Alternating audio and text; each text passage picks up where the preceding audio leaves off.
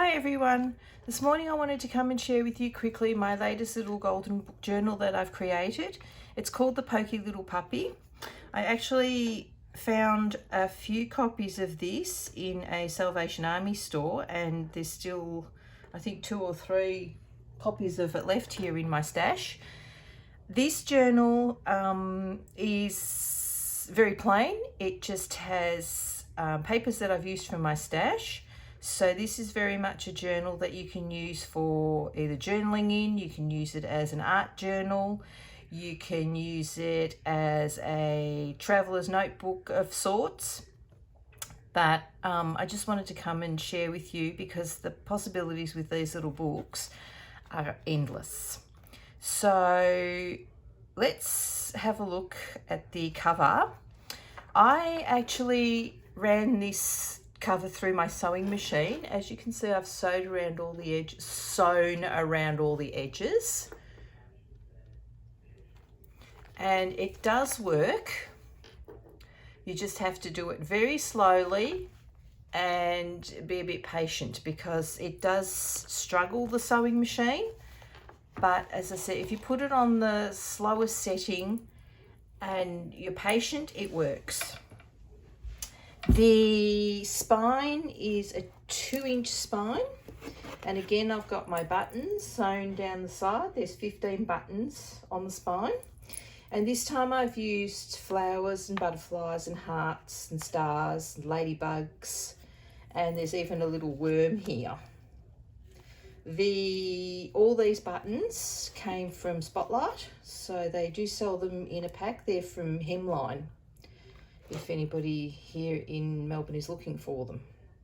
I've used crochet cotton to sew in the spine or the signatures, and it's just the normal crochet cotton that you get at your local craft store. So this is the one I used. I've got a few different colours of this one. So other than that, I can't tell you anything else more about the front. This is gingham and it has been frayed. So I used Grammy's Keepsakes inspiration for that. So let's just have a look. As I said, it's very plain. There's no decoration in it, no ephemera. So it's just for someone to make their own. The inside cover is absolutely in pristine condition. I was very lucky when I found these little books. They would all be perfect condition. There was about 10 of them. And one of them was also a rare one that I'd found that was up for sale on eBay for about $40, and I scored it for $1. So there you go, it pays to look around. This front cover for the first signature, there's 3 signatures in here. Don't know if I told you that. There's always 3 signatures in my little golden books. This front cover for the first signature is paper from Stamperia. I thought I'd start breaking into those paper packs because I think they're very pretty. So I've sewn around the edge of that as well.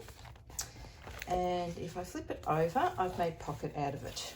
So there's a pocket here. Here is the start of the first signature. The story is intact and it is in order. So this little book was published in 1942 and renewed in 1970. So it is a fair age. And we go on with the story. And these are my tea-dyed papers that I put in here. These are normal photocopy papers. We have a bit bigger size here in Australia. I think it's not much bigger than the American size, but I don't have to take much off, probably just 1/8 of an inch to make it fit to make them the same size as the pages from the little golden book. The lined paper comes from a notebook that I found at Daiso. Some more of the story.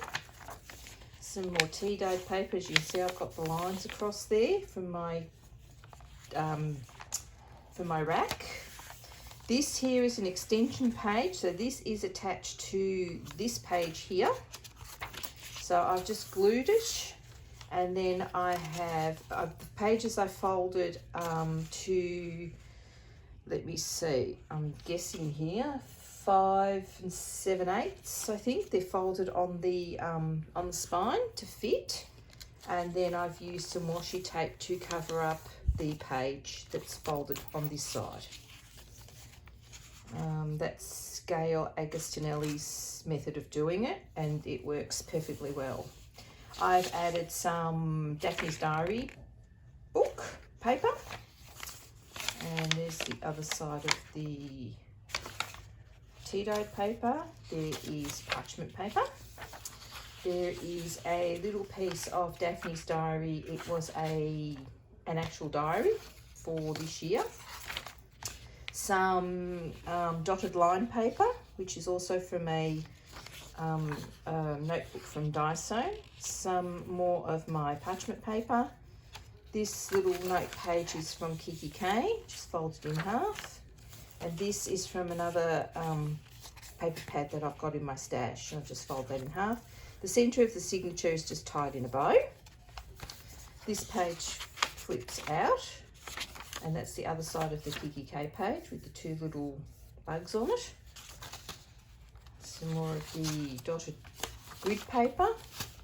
There's the other side of the Daphne's Diary page. More graph paper, tea-dyed paper, the other side of the Daphne's Diary book, and some more of the story. Some more tea-dyed paper, some more of the story. This page flips out. Some lined paper, more tea-dyed paper, and we come to the end of the first signature.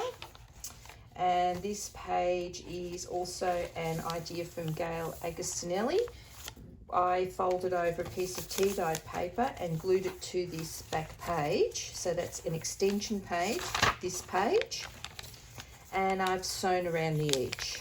So this is doubled over. The end of the first signature also has this wraparound pocket.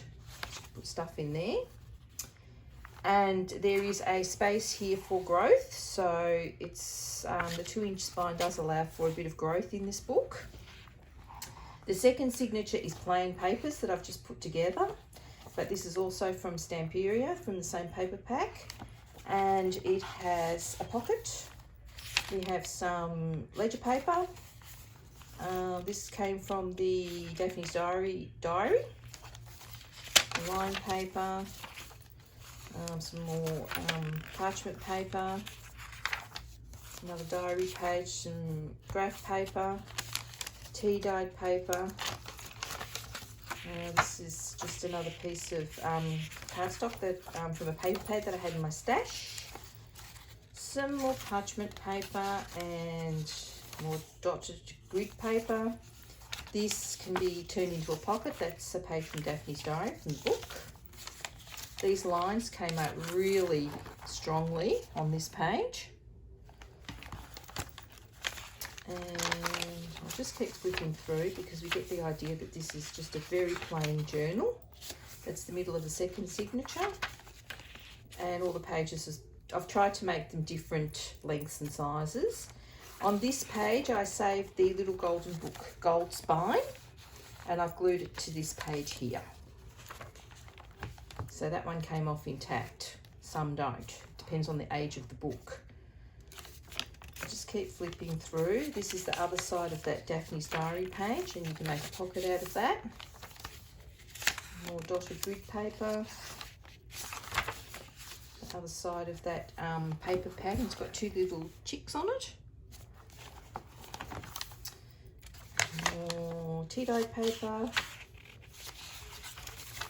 This flips out, and you can see that if you want to use the lines, you can see the lines through the page.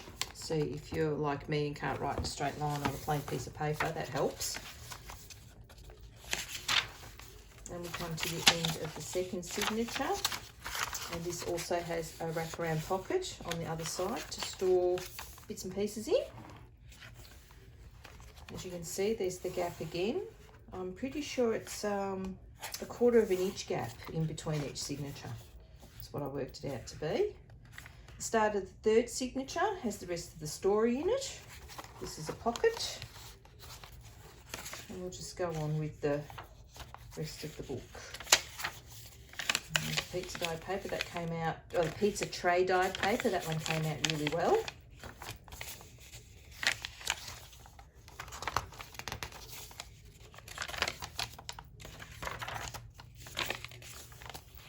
Some more graph paper, some more Daphne's diary page.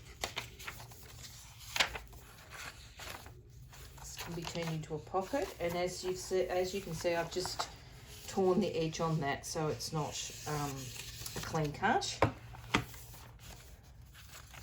And I thought they would, these pages would go well in these books. It's the middle of the signature. This is from the same paper pad. It's tied in the middle with a bow.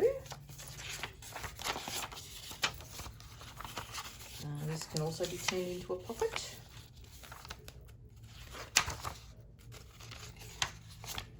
And some of the Daphne's diary page, some more graph page, some more tea-dyed paper, some more of the story. This flips out this way and folds out that way.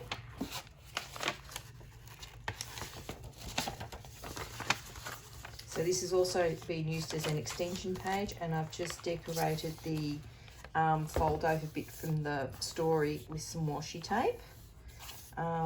It has been, I have used a bit of extra glue on that one because that one didn't stick real well.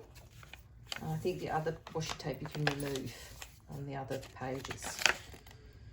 This one made an interesting pattern. I think this was on the bottom of the oven. Luckily I don't set fire to these pages like I did the last time.